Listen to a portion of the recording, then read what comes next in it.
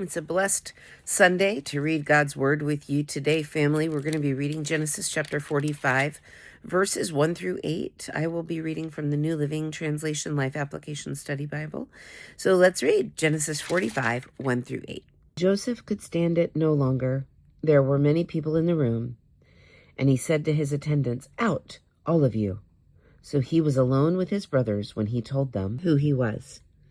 Then he broke down and wept. He wept so loudly the Egyptians could hear him, and word of it quickly carried to Pharaoh's palace.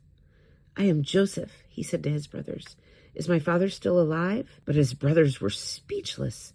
They were stunned to realize that Joseph was standing there in front of them. "Please come closer," he said to them. So they came closer. And he said again, "I am Joseph, your brother, whom you sold into slavery in Egypt. But don't be upset, and don't be angry with yourselves for selling me to this place. It was God who sent me here ahead of you to preserve your lives. This famine that has ravaged the land for 2 years will last 5 more years, and there will be neither plowing nor harvesting. God has sent me ahead of you to keep you and your families alive and to preserve many survivors. So it was God who sent me here, not you.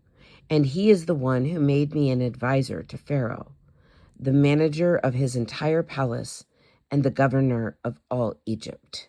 All right, so Joseph eventually is like, okay, enough, to himself, right? Enough with this, enough with the testing of them. I can't take it any longer. I need to reveal who I am. And so that's exactly what he does. He reveals who he is to his brothers, but they're just like stunned. They're like, wait, what? I can only imagine how they felt. And there was probably a lot of fear, right? Judah had expressed fear before.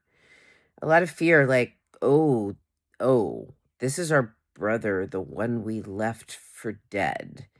But I love what Joseph does is he immediately redirects their attention from what they've done to how what they've done played into God's orchestration of all things and for the reason he was there. This is Joseph's focus. His focus is on how God sent him ahead because of this famine to take care of them and their families. Joseph tells them immediately, don't be upset, like don't be sad about this, and don't be angry with yourselves. Like don't beat yourselves up about what you've done, because this is taken care of. There's a reason that this happened, and here's the reason.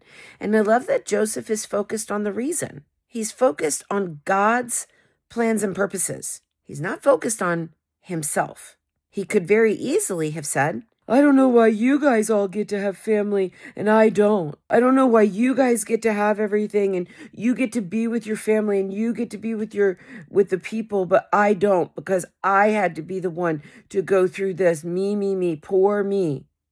He doesn't do any of that. He's like, look where God put me. He doesn't even go into the fact that he went into prison. He's like, look where God put me. God did this.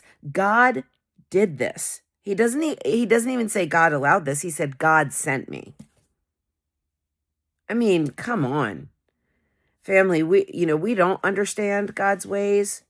Are we willing though? Are we willing to sacrifice our lives to be used as a ministry for others? And that's the last thing I want to share here. So Joseph doesn't say, God sent me, and so now I finally feel like an important part of his plan. No, he's like, God sent me here so that I could help you and your families be fed. God perfectly positioned me. I could hear Joseph in his heart saying, like, God trusted me to send me here through all of this so that I could be in a place to help my brothers and sisters. How about us? Are we willing to go any place? Are we willing to be sent anywhere so that we can help our brothers and sisters by God's provision through us? It's a great question to ask, and I pray that you meditate on it today as you worship with the saints.